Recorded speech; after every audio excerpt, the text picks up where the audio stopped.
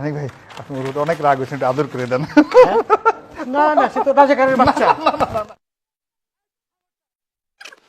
আপনার কোনো অধিকার নেই আমাকে রাজাকারের সন্তান বলার। আমি একটা মুক্তিযোদ্ধা পরিবারের সন্তান। আপনি আমার সাথে আপনার কোনো অধিকার নেই আমাকে রাজাকারের বাচ্চা বলার। 100 ভাগ আছে। আমি একটা মুক্তিযোদ্ধা পরিবারের সন্তান।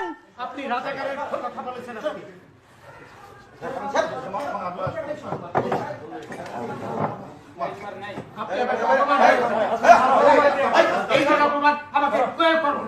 আমি একটা মুক্তিযোদ্ধা পরিবারের সন্তান, আপনি আমাকে রাজাকার কোন সাহসে বলেন?